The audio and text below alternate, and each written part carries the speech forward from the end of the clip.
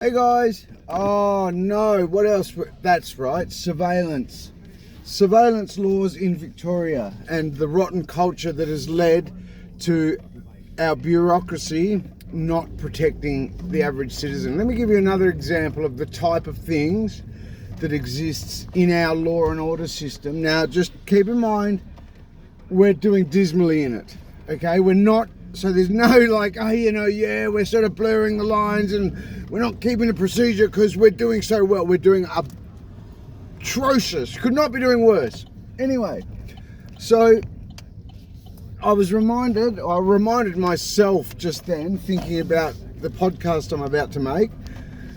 And for example, in the Metropolitan Remand Centre, let me give you a little example of the type of games they were playing with me. When they were trying to silence me, don't talk about the prison system, don't you talk about, but they were trying to, first they tried getting all the other inmates to turn on me and whatnot, but when I was too sort of likeable and just, I knew too many people and I was friendly with a lot of the, anybody who was anybody I knew and I was mates with basically, so they tried and failed. They threw a hit and missed.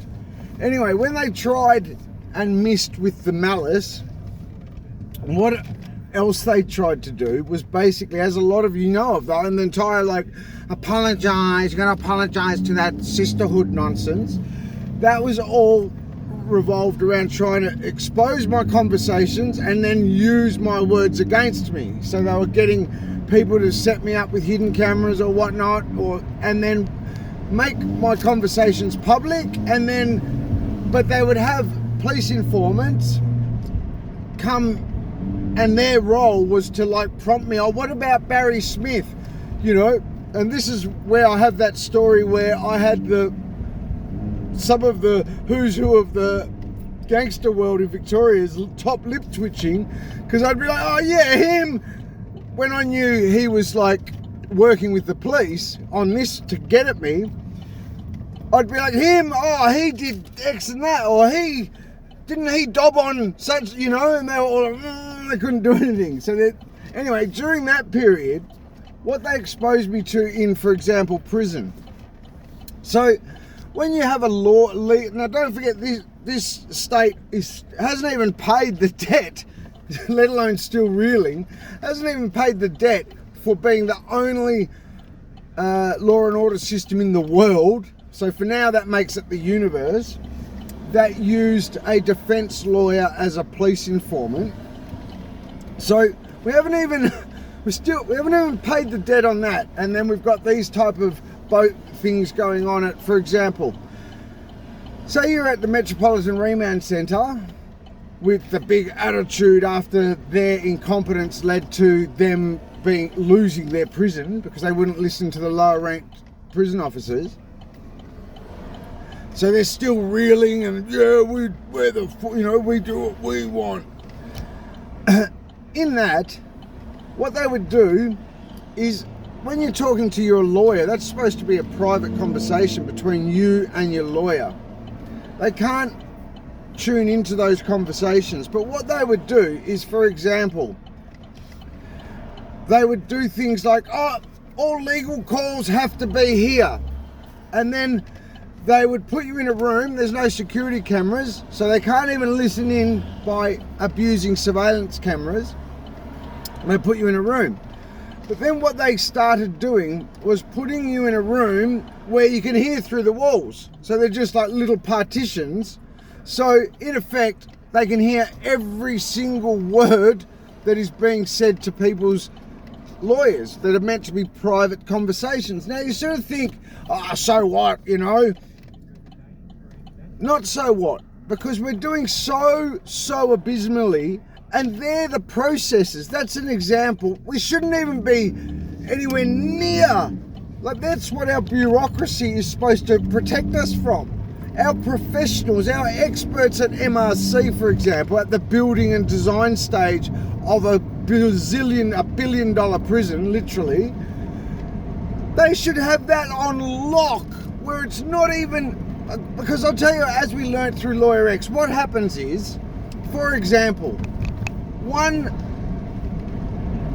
prison officer hears a conversation says, oh, Greg Lynn or Tony Mokbel said this to their friend, right?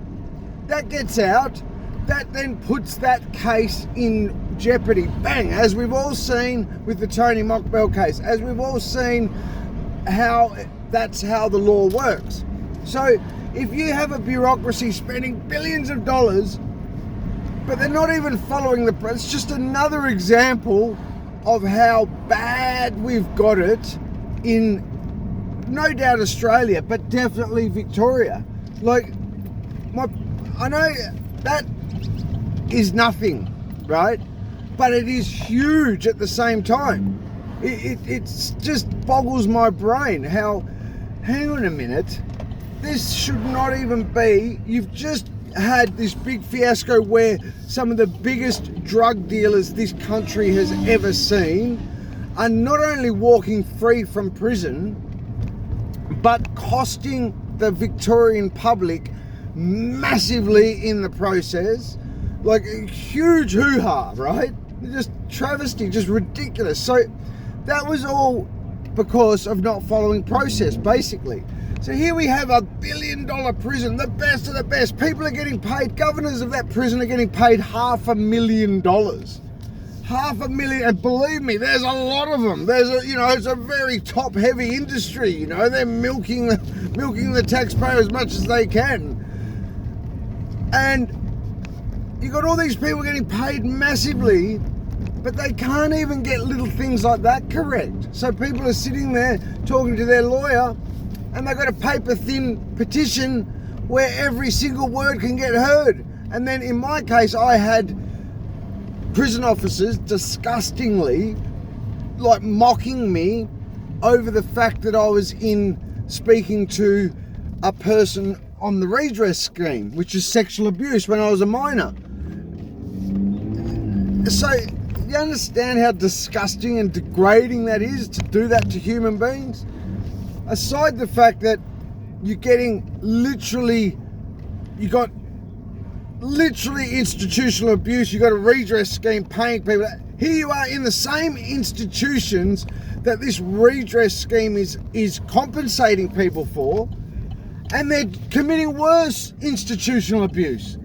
Like, it was just mind-boggling. Like, you don't understand. Like, there's this billion-dollar bureaucracies, and how do we get it so wrong that all these checks and cross-checks and expensive bureaucracies who, you got to check that, and how do we still get it so wrong? And fundamentally wrong. It is bananas. Utter bananas. Speak soon, guys. Don't forget, stay tuned for my podcast.